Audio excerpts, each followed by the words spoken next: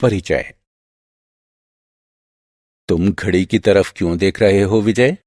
चाचा जी, मैं घड़ी की सुइयों के द्वारा बने कोण को ज्ञात करने की कोशिश कर रहा हूं। अच्छा विजय, ये कौन सा कोण बना रही है? ये समकोण बना रही है चाचा जी। बहुत अच्छा। क्या तुम घड़ी के आकार पर भी टिप्पणी कर सकते हो विजय? हाँ हाँ, क्यों नहीं। इस घड़ी की 6 भुजाएं हैं और ये एक षटभुज है चाचा जी। बहुत अच्छे विजय, तुमने बहुत अच्छी तरह से ज्यामिति सीखी है। बच्चों, इस पाठ में आप ज्यामिति की मूल बातों के बारे में जानेंगे। आओ सीखें। रेखाओं, रेखाखंडों और किरणों के बीच अंतर करना, समकोण, न्यून कोण और अधिक कोण को पहचानना, चांदा और डिवाइडर की सहायता से कोण मापना, रेखाखंड, रेखाएं और किरणें। विजय डार्ट बोर्ड पर डार्ट फेंककर अपना निशाना पक्का कर रहा है। जहां इस तरह का एक डार्ट है, आइए उसे निकालते हैं। हम क्या देखते हैं? डार्ट ने डार्ट बोर्ड पर एक निशान छोड़ दिया है। निशान को एक बिंदु कहा जाता है। बिंदु का कोई परिमाण नहीं होता। उसकी कोई लंबाई, चौड़ाई या ऊंचाई नहीं होती। आइए एक और बिंदु प्रकट करने के लिए एक और डार्ट को हटाते हैं। हम इन दो बिंदुओं को ए तथा बी नाम देते हैं। अब हम इन दो बिंदुओं को मिलाते हैं। हमें एक रेखाखंड ए बी प्राप्त होता है। एक रेखाखंड की एक निश्चित लंबाई होती है। इसके दो अंत बिंदु होते हैं। क्या हम दो बिंदुओं ए तथा बी के बीच में एक और रेखाखंड खींच सकते हैं? नहीं, किन्हीं भी दो दिए गए बिंदुओं के बीच केवल एक ही रेखाखंड खींचा जा सकता है। रबर की इस पतली पट्टी को देखो। आइए हम इसे दीवार में कील से लटकाते हैं और इसे बिंदु सी नाम देते हैं। रबर का दूसरा छोर स्वतंत्र है। आइए इसे खींचते हैं। पहले थोड़ा सा, फिर थोड़ा और फिर थोड़ा और। हमें एक किरण प्राप्त होती है। एक किरण का केवल एक अंत बिंदु होता है। इसे विपरीत दिशा में असीम दूरी तक बढ़ाया जा सकता है। आइए अब कील को निकालते हैं और दूसरी दिशा में रबर को खींचते हैं। अब हमारे पास एक रेखा है। एक रेखा का कोई अंत बिंदु नहीं होता है।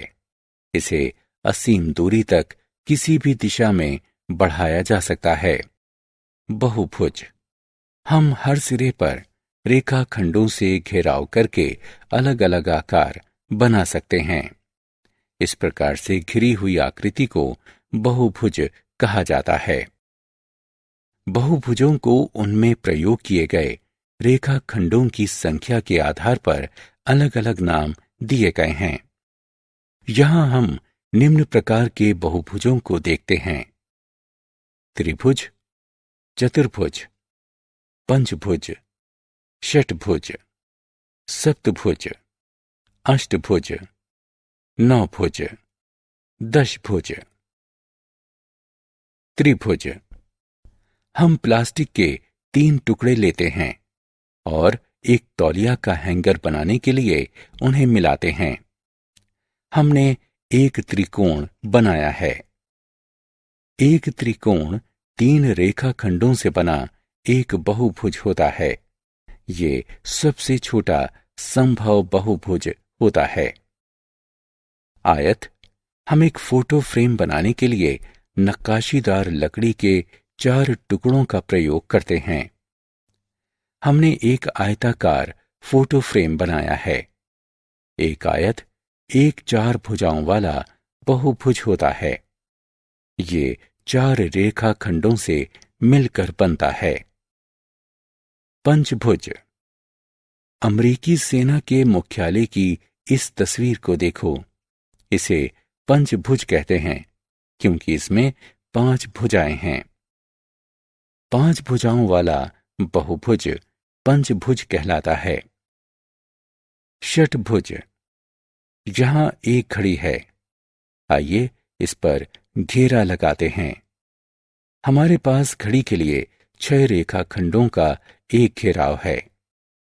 एक षटभुज 6 रेखाखंडों से बना एक बहुभुज होता है।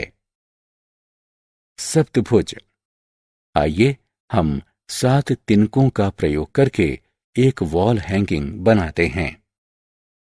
7 रेखाखंडों वाली इंद्रधनुष वॉल हैंगिंग तैयार है। 7 भुजाओं वाले बहुभुज को सप्तभुज कहा जाता है। अष्टभुज, ये जर्मनी में एक गिरजाघर की छत की तस्वीर है। इसमें 8 भुजाएं हैं। एक अष्टभुज एक 8 भुजाओं वाला बहुभुज होता है। 9 भुज, इस छवि को देखो, ये पूजन का बाहघर है। सभी पूजन के बाहघरों में 9 भुजाएं होती हैं। आओ खेलें। स्तंभ का की वस्तुओं का स्तंभ ब की वस्तुओं से मिलान करें।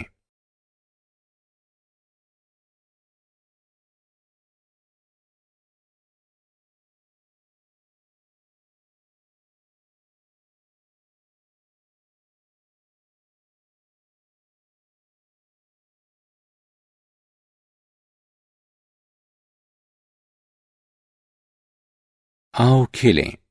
रिक्त स्थानों को भरने के लिए सही विकल्पों को उठाकर उनमें रखें। कोण, एक बहुभुज की कोई भी 2 आसन्न भुजाएं उन दोनों के बीच एक कोण बनाती हैं। एक कोण 2 रेखाओं, रेखाखंडों और किरणों के बीच की जगह होती है, जो एक उभयनिष्ठ बिंदु से परस्पर दूर रहती है। एक कोण की माप को अंश यानी डिग्री में दर्शाया जाता है। आइए 3 प्रकार के कोणों पर नजर डालते हैं: समकोण, न्यून कोण और अधिक कोण। आइए एक एक कर इन कोणों के बारे में विस्तार से जानें। समकोण, जरा इस दृश्य को देखिए। इस दृश्य में एक सीढ़ी एक दीवार के साथ खड़ी हुई है। आइए इससे बनते 3 कोणों पर नजर डालते हैं। सबसे पहले जमीन से दीवार द्वारा बनाया गया कोण। दूसरा, दीवार से सीढ़ी के द्वारा बनाया गया कोण। तीसरा, जमीन से सीढ़ी के द्वारा बनाया गया कोण। आइए जमीन से दीवार द्वारा बनाए गए कोण से शुरू करते हैं। जमीन आधार के रूप में और दीवार ऊर्ध्वाधर रेखा के रूप में कार्य करती हैं। यहां आप देखेंगे कि कोण एल के आकार का बन रहा है। ये एक समकोण है और इसकी माप 90 डिग्री होती है। न्यून कोण, अब दीवार से सीढ़ी के द्वारा बनाए गए कोण पर विचार करते हैं। हम दीवार को आधार के रूप में लेते हैं। सीढ़ी सीधी नहीं है, ये अंदर की ओर झुकी हुई है। इस तरह का कोण न्यून कोण कहलाता है और इसकी माप 90 डिग्री से कम होती है। अधिक कोण, आइए अब जमीन से सीढ़ी के द्वारा बनाए गए कोण को देखते हैं। हम जमीन को आधार के रूप में लेते हैं। सीढ़ी सीधी नहीं है, ये बाहर की ओर झुकी हुई है। इस तरह का कोण अधिक कोण कहलाता है और इसकी माप 90 डिग्री से अधिक होती है। कोणों की माप, हम सभी जानते हैं कि एक कोण को डिग्री में मापा जाता है। आइए अब 2 विभिन्न उपकरणों की सहायता से कोणों को मापते हैं। ये उपकरण हैं डिवाइडर और चांदा यानी प्रोटेक्टर। आइए इसे विस्तार पूर्वक देखते हैं। इस वस्तु को देखिए, इसे डिवाइडर कहा जाता है। हम कोणों को मापने के लिए इसका इस्तेमाल कर सकते हैं। आइए देखते हैं कैसे। सबसे पहले तो हम अंग्रेजी वर्णमाला का अक्षर एल लिखते हैं। डिवाइडर को एल पर रखते हैं और एल से मिलाने के लिए इसे व्यवस्थित करते हैं। डिवाइडर को ऊपर उठाते हैं। इससे बना कोण समकोण है। अब अंग्रेजी वर्णमाला का अक्षर वी लिखते हैं। डिवाइडर को वी पर इस तरह से रखते हैं कि इसकी एक भुजा और उभयनिष्ठ बिंदु वी की एक भुजा और उभयनिष्ठ बिंदु से मेल खाते हों। आप क्या देखते हैं? डिवाइडर की दूसरी भुजा वी की दूसरी भुजा के बाईं ओर स्थित है। इसका तात्पर्य है कि वी एक न्यून कोण बनाता है जो समकोण से छोटा होता है। अंग्रेजी वर्णमाला के अक्षर के पर विचार करते हैं। चलिए इस तरह दिखाने के लिए इसे संशोधित करते हैं। आकृति पर डिवाइडर को इस तरह रखते हैं कि उसकी एक भुजा और एक उभयनिष्ठ बिंदु आकृति की एक भुजा और उभयनिष्ठ बिंदु से मेल खाती हो। आप क्या देखते हैं? डिवाइडर की दूसरी भुजा आकृति की दूसरी भुजा के दाईं ओर स्थित है। इसका तात्पर्य है कि ये आकृति समकोण से बड़ा कोण बना रही है, जो कि अधिक कोण कहलाता है। अतः हम डिवाइडर की सहायता से समकोण, न्यून कोण और अधिक कोण को माप सकते हैं। डिवाइडर को जितना अधिक खोलते हैं, वो उतना ही बड़ा कोण बनाता है। चांदा। चांदा एक अर्धवृत्ताकार ज्यामितीय उपकरण है। इसमें 0 से लेकर 180 डिग्री तक के निशान होते हैं।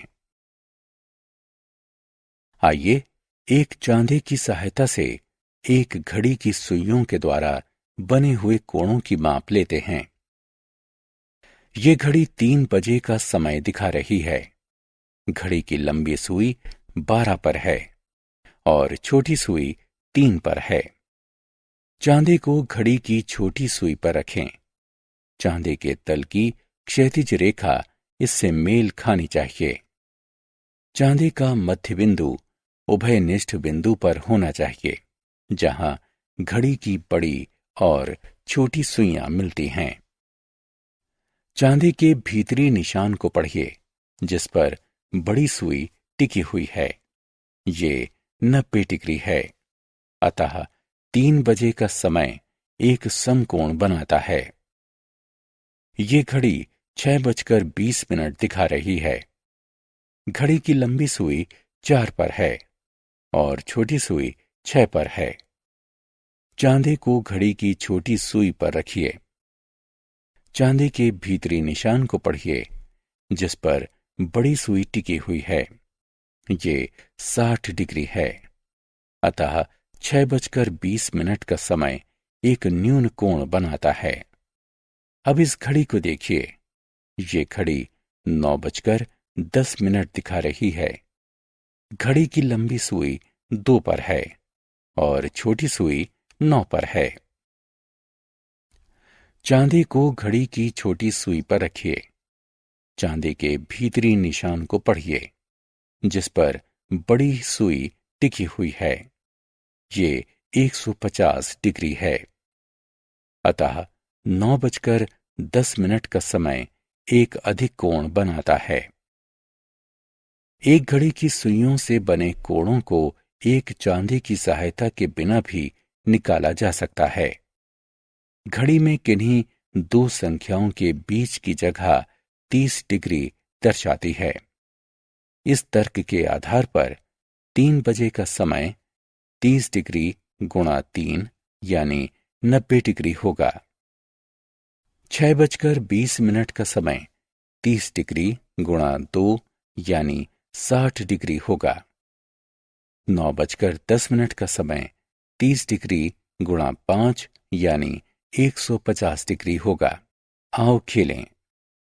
चिन्हित कोणों पर मापों को खींचें और छोड़ें। हमने क्या चर्चा की? एक बिंदु का कोई परिमाण नहीं होता। एक रेखाखंड के 2 अंत बिंदु होते हैं। एक रेखा में कोई अंत बिंदु नहीं होते। एक किरण में एक अंत बिंदु होता है। समकोण की माप 90 डिग्री के बराबर होती है। न्यून कोण की माप 90 डिग्री से कम होती है। अधिक कोण की माप 90 डिग्री से अधिक होती है। कोणों